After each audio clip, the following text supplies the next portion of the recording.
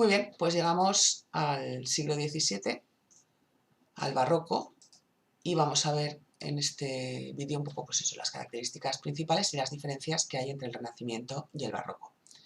Como os comentaba, el barroco ocupa el siglo XVII y si nos vamos a las características sociopolíticas, economía, política y sociedad, pues teníamos lo que habíamos comentado en el otro vídeo, que es un momento de crisis generalizada, que se produce un parón demográfico, es decir, la población no crece, incluso hay momentos en los que disminuye, hay una importante crisis económica y se producen luchas y tensiones entre la burguesía y la nobleza. La nobleza que no quiere soltar el poder y la burguesía que lo quiere para ella, porque como además es la que tiene el dinero. ¿Qué es lo que tenemos aquí? El Estado centralizado deriva en una monarquía absolutista, por la que el rey asume todo el poder. Eso ocurre en los países católicos. En los países protestantes se produce otra situación y es que derrocan a los reyes y encontramos repúblicas y parlamentos. O incluso los reyes parlamentarios. Pensando que pasa en Inglaterra, por ejemplo, y en los Países Bajos, que no tienen reyes y cosas de esas, cuando tiran a los españoles. ¿Vale? El barroco también es una época, es un movimiento cultural y artístico y como tal tiene una serie de características. Está dominado por el pesimismo. Tened en cuenta que la crisis es general en toda Europa, aunque en España es bastante más dura que en el resto de Europa. En el resto de Europa a mediados de siglo las cosas van mejorando, pero aquí van más bien a peor. ¿Qué es lo que pasa? Les encantan las cosas recargadas. Si habíamos visto que el Renacimiento era sencillez, pureza de líneas, estos van a recargarlo todo. Acordaos las pinturas que os había enseñado, la diferencia que se veía entre unas y otras.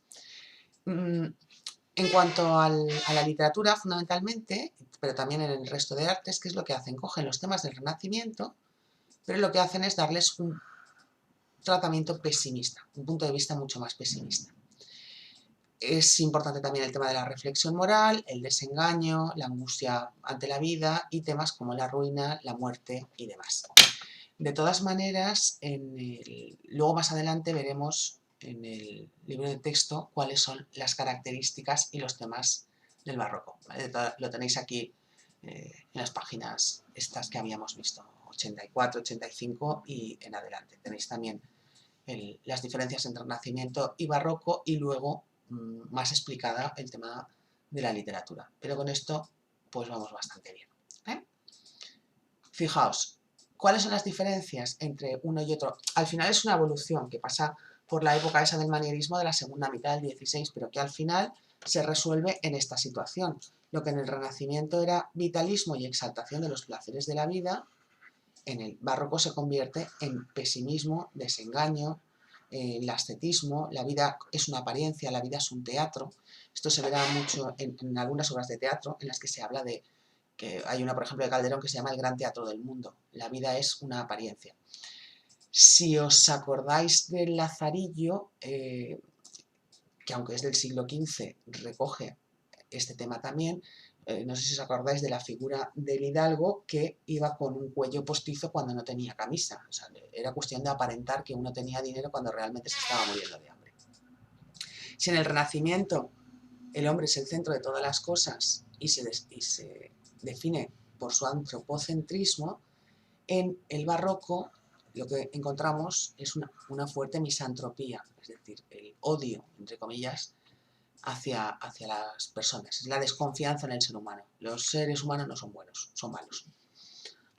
Si el Renacimiento era el arte de la razón, todo se daba a la razón era el elemento fundamental en el hombre y eso hacía que las obras destacaran por su claridad, la sencillez y el equilibrio. En el barroco lo que tenemos es un arte de los sentidos.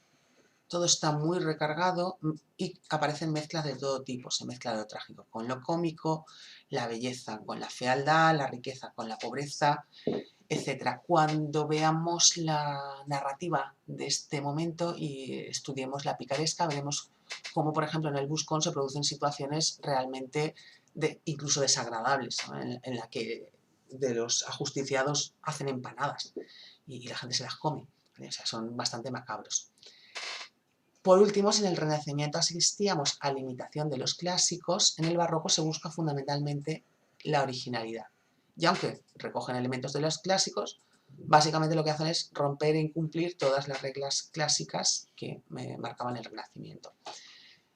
A ver si aquí lo veis bien. Fijaos, esta es una construcción renacentista, es el Duomo de Florencia, la Catedral de Florencia, y si os dais cuenta, aunque tiene bastante decoración, destacan las líneas rectas, todo muy puro, muy diáfano, mientras que esto es la Catedral de Santiago de Compostela, la portada principal, que está rehecha en modo barroco. Si os das cuenta, está todo lleno de churriguerescos ahí, de cosas muy recargadas y demás. Es un poco ese cambio de mentalidad y de estética, por supuesto.